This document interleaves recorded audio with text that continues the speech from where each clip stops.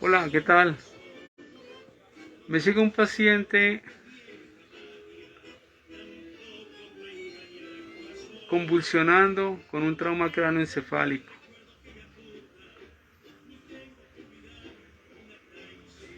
Cuando yo le hablo a la señora de que hay que compensar la parte hemodinámica del paciente, de que hay que estabilizar esa ley de Frank Starling, de que hay que hacer un monitoreo de signos vitales en donde monitoreemos la presión arterial, sistólica, diastólica, sacar la presión media, en donde posiblemente necesitemos otro tipo de exámenes complementarios para averiguar la presión intracraneal.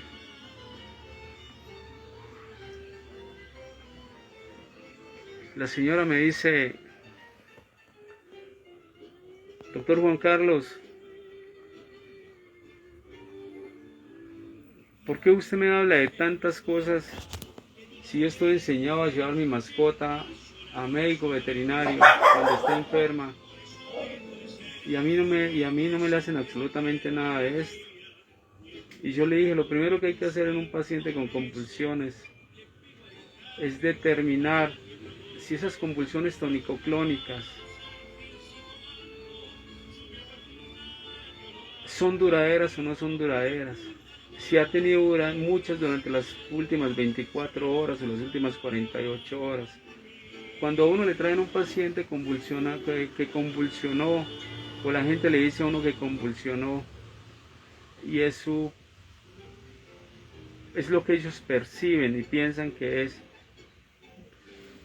Muchas veces tenemos que descartar si realmente es una convulsión o es un síncope, si es un colapso vasovagal, si ese paciente hizo un estado cataléctico o neuroléctico, si realmente es una convulsión, si esa convulsión obedece a una causa externa como cualquier tipo de intoxicación por organoclorados, carbamatos, organofosforados, fluoracetato, 1080, intoxicación por plomo, saturnismo, intoxicación por anticongelantes, intoxicación por dicumarínicos, que son la mayor parte de los productos para matar ratas, intoxicación por estricnina,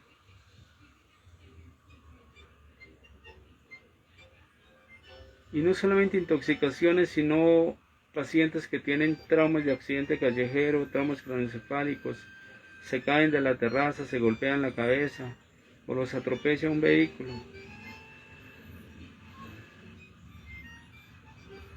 Esas son unas de las causas externas que pueden causar convulsiones. Lo otro que hay que determinar es las causas internas, las que tienen que ver con el cerebro y las que son internas pero de otra parte del organismo. ¿Cuáles tienen que ver con el cerebro? Una hidrocefalia, un daño en acueducto de Silvio, un daño en acueducto de Rolando, un daño a nivel de los hemisferios cerebrales, un aneurisma, una hemorragia cerebral tardía, un vasoespasmo, una hemorragia subaracnoidea, una meningitis, una meningoencefalitis producida por bacterias, un aneurisma hemorrágico, un aneurisma por una embolia, tumores cerebrales, convulsiones como tal, etcétera, etcétera, etcétera. Tumores cerebrales, tumores a nivel de la pia madre, la aracnoides, la ura madre, tumores a nivel de hemisferios cerebrales, de tallo cerebral, o bacterias. Y las causas internas que no tienen que ver con cerebro, en lo primero que debemos de pensar y sospechar es en un poliparasitismo. parásitos internos, parásitos externos, parásitos que están que chupadores de sangre, hemoparásitos como Ehrlichia, Babesia, Anaplasma, Trypanosoma, una fiebre en montañas rocosas, una enfermedad de Lyme,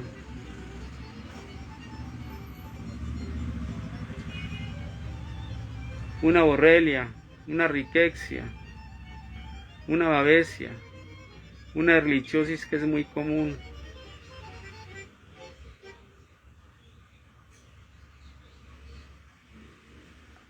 un estado hipoglicémico, en donde se caen los niveles de azúcar. Hay gente que le da a los pacientes la primera comida a las 11 de la mañana y le dan otra a las 3, 4 de la tarde, y el paciente se queda 18 horas luego sin comer y convulsionan y van al médico veterinario, y el médico veterinario, sin hacer un electroencefalograma ni un diagnóstico concienzudo y más detallado de lo que tiene la mascota, le manda anticonvulsivantes, y muchas veces estos anticonvulsivantes sin control van causando daño hepático.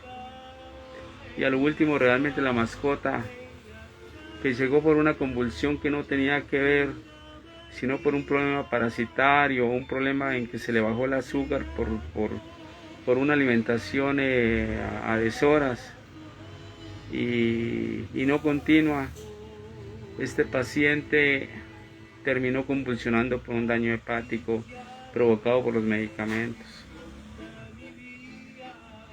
Una encefalopatía hepática, un daño hepático severo que provoca una encefalopatía, un síndrome nefrótico que ponga a convulsionar al paciente, en donde las proteínas están elevadas, en donde hay edemas, una hiperglobulinemia, una hipoalbuminemia, un daño renal.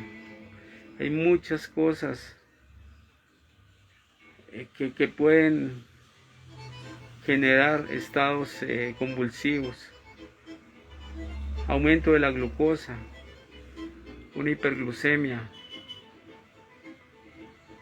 una crisis hipoglucémica también por una caída de la glucosa. Son muchas cosas y hay que entrar a determinarlas. No es tan fácil.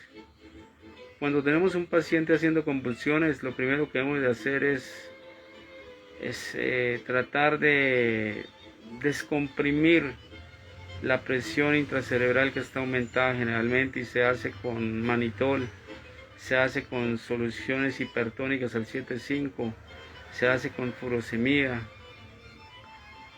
Pero lo más importante, si lo podemos hacer, es medir la presión intracraneal. Algunos colegas tienen medios de diagnóstico: medir la presión intracraneal y medir la presión media. Y esa presión intracraneal, pues, la presión media menos la presión sistémica, digo,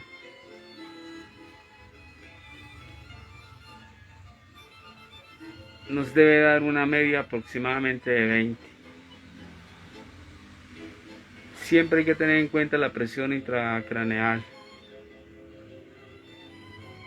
Un paciente con la presión intracraneal aumentada, ustedes lo ven en las clínicas humanas, que los colocan la cabeza a 30, 45 grados para disminuir la presión intracraneal, sobre todo cuando llegan por aneurismas que hacen sobre todo hemorragias aracnoideas y hacen vasoespasmos.